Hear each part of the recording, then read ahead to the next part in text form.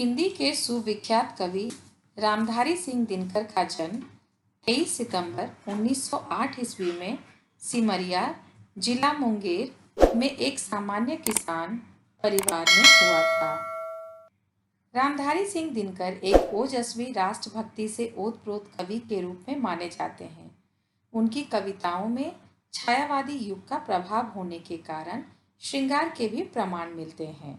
भगवान के डाकिए कविता में इन्होंने पक्षी और बादल को भगवान के डाकिए कहा है, क्योंकि जिस तरह डाकिए संदेशों को लेकर यहाँ वहाँ जाते हैं, ठीक इसी तरह ये दोनों भी भगवान के संदेशों को हम तक पहुँचाते हैं।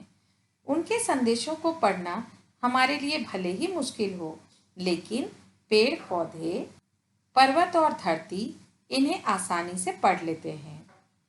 कवि ने अपनी कविता में हमें आपसी भेदभाव को भूलकर मिलजुल कर रहने की प्रेरणा दी है।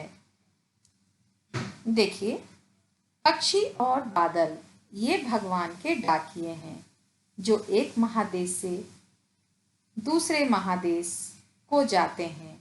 हम तो समझ नहीं पाते हैं, मगर उनकी लाई चिट्ठियाँ पेड़ पौधे, पानी और पहाड़ बाँचते हैं।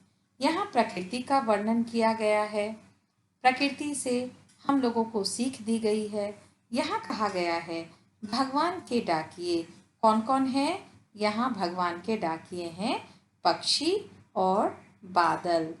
पक्षी और बादल, आसमान में तैरते हुए बादल और आकाश में उड़ते हुए पक्षी, ये भगवान के डाकिए हैं।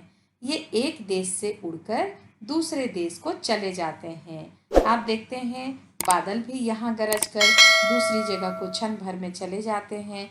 ठीक उसी प्रकार पक्षी भी एक जगह से उड़कर दूसरे जगह को चली जाती है और खास संदेशों का आदान प्रदान करते हैं। हम तो समझ नहीं पाते हैं, मगर उनकी लाई चिट्ठियाँ पेड़ पौधे, पानी और पहाड़ बाँचते हैं। ये संदेश हम नहीं समझ पाते। क्यों?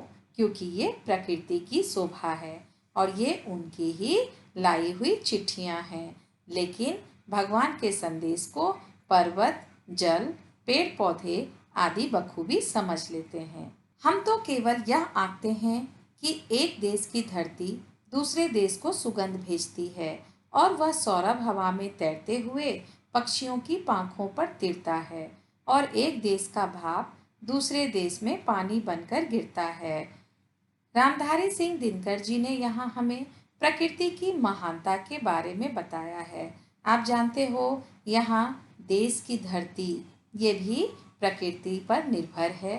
सुगंध ये भी प्राकृतिक है, हवा ये भी प्राकृतिक है, पक्षी ये भी प्राकृतिक है, पानी ये भी प्राकृतिक है। अर्थात ये सारा कुछ इन्होंने प्रकृति के बारे में ही बताया है।